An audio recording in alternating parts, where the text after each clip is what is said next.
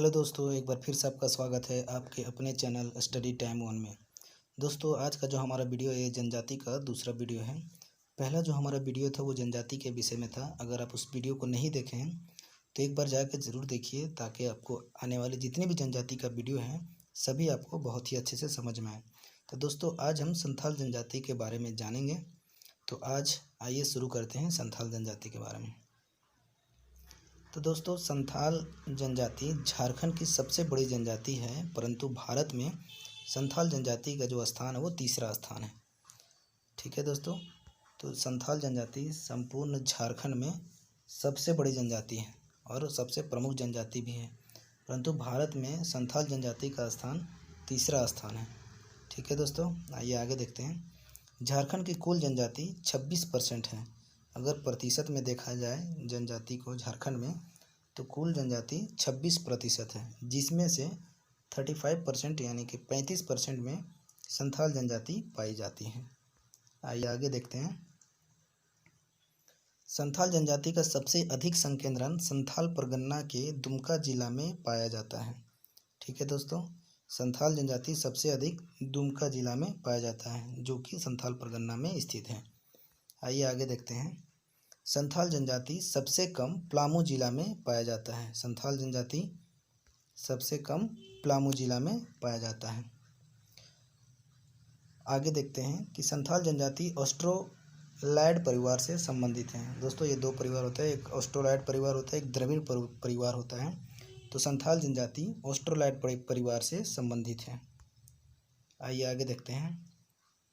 संथालों के लोकगीत करम बिनती के अनुसार संथाल हड़प्पा सभ्यता के जनक माने जाते हैं।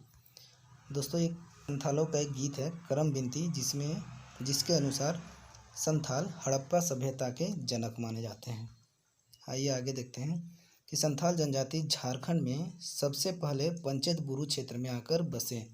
संथाल जनजाति झारखंड में जब सबसे पहले आए थे तो वो पंचेत बुरु क्षेत्र में आकर बसे थे। आइए आगे देखते हैं। पंचेत बुरु क्षेत्र के बाद संथाल हजारीबाग के चाय चंपा क्षेत्र में आकर बसे, परंतु हजारीबाग के शासक माधव सिंह के डर से संथाली लोग उस क्षेत्र को छोड़कर राजमहल की ओर चले गए। दोस्तों, संथाल पंचेत बुरु के बाद संथाल हजारीबाग के क्षेत्र में, जो हजारीबाग के क्षेत्र के अंतर्गत चाय चंपा क्षेत्र आता है, उसमें आके बसे, परंतु उस क्षेत्र का जो राजा था माधव सिंह, जो हजारीबाग का शासक था, उसके डर से संथाली लोग उस क्षेत्र को छोड़कर वो राजमहल की ओर चले गए। आइए आगे देखते हैं। संथाल जनजाति में बी पॉजिटिव ब्लड ग्रुप की प्रधानता अधिक होती है।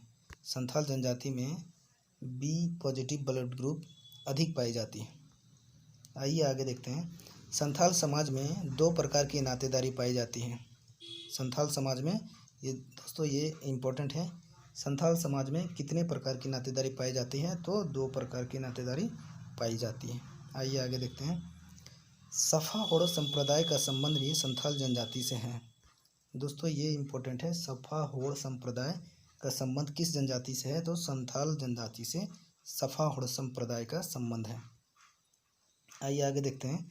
संथालों में 10 राग पाए जाते हैं। दोस्तों, ये पूछा हुआ क्वेश्चन है कि संथालों में कितने राग पाए जाते हैं? तो 10 राग पाए जाते हैं। आइए आगे देखते हैं। संथालों के विवाह संस्कार आगे देखेंगे। संथालों में कितने प्रकार के विवाह पाए जाते हैं, विवाह को क्या बोलते हैं संथाल जनजाति में, तो आइए देखते हैं। संथाल में विवाह को बापला कहा जाता है। संथाल में विवाह को क्या कहा जाता है? बापला कहा जाता है। और संथालों में विवाह जो होता है वो 8 प्रकार का होता है। ठीक है दोस्तों, संथालों में विवाह कितने प्रकार का होता है?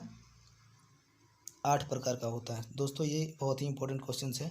ये क्वेश्चंस एग्जाम में पूछे हुए हैं। आइए आगे देखते हैं कौन कौन से 8 प्रकार के विवाह हैं। सबसे पहला कीरिंग बापला। कीरिंग बापला ये सबसे प्रचलित विवाह है। संथालों में ये सबसे प्रचलित विवाह है कीरिंग बापला। आगे दूसरा है सांग बापला, इसे विधवा विवाह भी कहा जाता है। सांग बापला। तीसरा है इतुत बापला, इसे प्रेम विवाह भी कहा जाता है। आइए आगे देखते हैं। चौथा है निर्विलोक बापला। चौथा है निर्विलोक बापला, इसे हट विवाह भी कहा जाता है। पांचवा है सदाई बापला, इसे क्रय विवाह भी कहा जाता है। आगे देखते हैं। छठा है गोलाइटी बापला, इसे विनिमय विवाह भी कहा जाता है। सातवां है घर जमाई बापला, इसे सेवा विवाह भी कहा जाता है। और आठवां है क्रींग जमाई बापला। दोस्तों ये 8 प्रकार के संथालों में विवाह पाए जाते हैं। विवाह को क्या कहा जाता है? बापला कहा जाता है। आइए आगे देखते हैं। संथाल जनजाति के देवी देवता। दोस्तों संथाल जनजाति में देवी देवताओं का बहुत ही मान है। तो आइए जानते हैं संथाल जनजाति के देवी देवता के बारे में। तो संथाल जनजाति के प्रमुख देवता सिंगबोंगा है। संथाल जनजाति में जो प्रमुख देवता है उन्हें सिंगबोंगा के नाम से जाना जाता है। दूसरा जो प्रमुख देवता है उसे मरांग बुरु कहते हैं और इन्हें पहाड़ देवता के नाम से भी जाना जाता है। ठीक है दोस्तों, दूसरा प्रमुख देवता मरांग बुरु हैं, जिन्हें पहाड़ देवता के नाम से भी जान। आइए आगे देखते हैं। संथालों के विश्व विधाता ठाकुर जी हैं। संथालों के विश्व विधाता कौन है? ठाकुर जी हैं। आगे देखते हैं। संथाल जनजाति का ग्राम देवता जाहेरेरा को कहा जाता है। संथाल जनजाति के ग्राम देवता जाहेरेरा हैं और संथाल जनजाति के गृह देवता ओड़ाक बोंगा हैं। ठीक है दोस्तों, आइए आगे देखते हैं। संथालों का कुल देवता आबेक बोंगा के नाम से जाना जाता है। संथालों के कुल देवता किन्हें कहते हैं? आबेक बोंगा को कहते हैं। आगे देखते हैं। संथाल जनजाति का परिवार संयुक्त परिवार होता है। संथाल जनजाति का परिवार संयुक्त परिवार होता है। आइए आगे देखते हैं। संथालों के गांव की पहचान जाहिर थान और मांझी थान से किया जाता है। संथालों के गांव की पहचान जाहिर थान और मांझी थान से किया जाता है। ठीक है दोस्तों, आइए आगे देखते हैं कि संथाल समाज 4 हडों में विभक्त है। ये क्वेश्चन बहुत इंपॉर्टेंट है। ये क्वेश्चन पूछा हुआ है कि संथाल समाज कितने हडों में विभक्त हैं? तो 4 हड में विभक्त हैं। वो 4 हड कौन कौन से हैं? आइए देखते हैं। पहला है किस्कू हड, और किस्कू को राजा की उपाधि दी गई है। आइए आगे देखते हैं। मुर्मू हड, ये दूसरा है मुर्मू हड, इन्हें पुजारी की उपाधि मिली हुई है। तीसरा है सोरेन हड, इन्हें सिपाही कहा जाता है। चौथा है मरांडी हड, इन्हें कृषक की उपाधि मिली है। ठीक है दोस्तों, आइए आगे देखते हैं कि संथाल जनजाति के शासन व्यवस्था को मांझी शासन व्यवस्था कहते हैं। ये बहुत इंपॉर्टेंट है दोस्तों। संथाल जनजाति का जो शासन व्यवस्था है उन्हें मांझी शासन व्यवस्था कहते हैं। तो आइए आज आगे मांझी शासन व्यवस्था के बारे में देखेंगे। दोस्तों आज हम जितने भी संथाल जनजाति का जो कर रहे हैं, जितने भी मैं बता रहा हूँ, यकीन मानिए वहाँ से किसी भी तरह का कोई भी क्वेश्चन आपका संथाल जनजाति से नहीं छूटेगा। तो आइए शुरू करते हैं। मांझी शासन व्यवस्था। संथाल जनजाति में पंचायत को आतो कहा जाता है। संथाल जनजाति में पंचायत को आतो या आंतो कहा जाता है। आगे देखते हैं। संथाल जनजाति में पंचायत का मुखिया मांझी होता है। संथाल जनजाति में पंचायत का जो मुखिया होता है वो मांझी होता है। ठीक है दोस्तों, आइए आगे देखते हैं। मांझी के अनुपस्थिति में प्रमाणिक कार्य करता है। जब अगर किसी कारणवश मांझी गांव से बाहर चला जाता है तो उसका अनुपस्थिति में प्रमाणिक मांझी का कार्य करता है। आइए आगे देखते हैं। मांझी का सहायक जोग मांझी होता है। मांझी का सहायक कौन होता है? जोग मांझी होता है। और गांव का संचालक, संथालों का जो गांव होता है उस गांव में किसी भी प्रकार का कभी मीटिंग वगैरह होता है, बैठक होती है, तो उसमें जो संचालक होता है उन्हें सुरसुरिया कहा जाता है। ठीक है दोस्तों, आइए आगे देखते हैं कि गांव की सुरक्षा करने वाले लोगों को लाशेर टांगे कहा जाता है। गांव में किसी भी प्रकार का हमला होता है, चाहे जानवरों का हो चाहे किसी अन्य चीज़ का, तो उसमें जो रक्षा करते हैं गांव के लोग, उन्हें लाशेर टांगे कहा जाता है। आइए आगे देखते हैं दोस्तों। तो गांव के संदेशवाहक को गोड़ाइत कहा जाता है।